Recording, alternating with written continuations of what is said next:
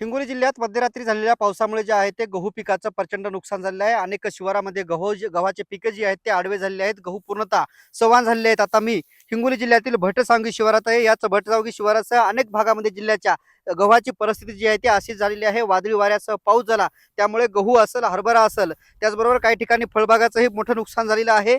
मी आता याच भटसांगी शिवारातला हा गहू आहे। एकरभरातला गहू जो आहे तो पूर्णतः सवान झालेला आहे। गव्हाचं प्रचंड नुकसान झालेलं आहे। आपल्यासोबत गहू उत्पादक शेतकरी आपण त्यांच्याशी संवाद साधूया।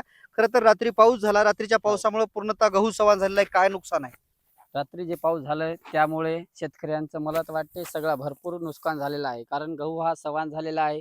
गहू तर आता सध्या झालेला आहे।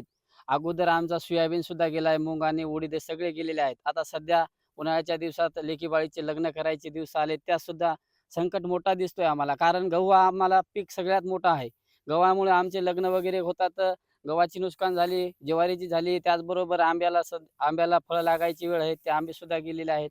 शेतकऱ्याला एवढा मोठा संकट आहे। शासनानं सुद्धा अशी जाहीर केली होती, म मतदान मागायच्या वेळेस म्हणतात की तुमची कर्जमाफी करतो शेतकऱ्यांची, पण आतापर्यंत शेतकऱ्यांची कर्जमाफी सुद्धा करत नाही। एक तर सरकार बी असा करतोय की कर्जमाफी करत नाही, आणि वरून निसर्गाचं संकट असं आहे की कोणतेही पीक बरोबर येत नाही। आता गव्हाचं संकट म्हणजे आमच्या शेतामध्ये गहू आता काढायची वेळ आल्यासारखी आहे, पण काढता काढता आता निसर्गानं सगळं कोपलेलं आहे। आता शेतकऱ्यांना काय करावं काय नाही यासाठी शेतकऱ्यांना भरपूर 50,000 रुपये हेक्टरी मदत द्यावी, ही शासनाला आम्ही विनंती करतो। त्याचबरोबर शेतकऱ्यांना योग्य पद्धतीने त्यांना कर्जमाफी मिळाली पाहिजे, आणि त्याचबरोबर शेतकऱ्यांना योग्य दरात खतं बियाणे भेटले पाहिजेत। फक्त शेतकऱ्यांना म्हणतो की आम्ही खतं बियाणे तुम्हाला पुरवल्या जाते, कोणताच खतं बियाणे सुद्धा पुरवल्या जात नाही। त्याचबरोबर त्यांना ते जे काही दुष्काळ जाहीर करतात त्याच्यात सुद्धा टक्केवारी जानेवारी काढून सरकारच्या वतीनं 2 वेळेस जे आहे ते मदतीची घोषणा केली होती। किती पैसे मिळाले?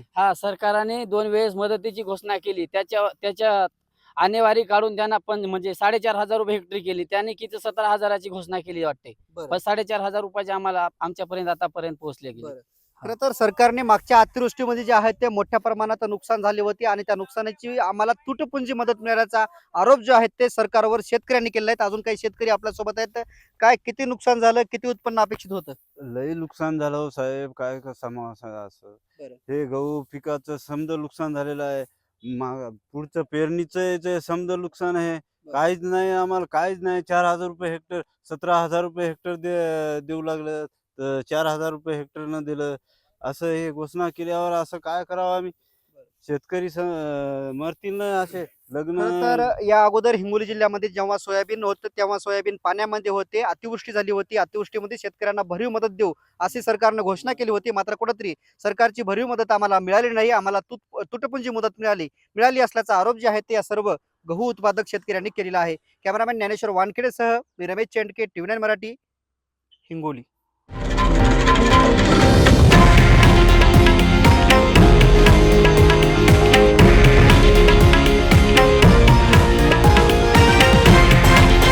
हे आहे देशातील नंबर 1 न्यूज नेटवर्क आणि आपण पाहत आहात TV9 मराठी, एकमेव।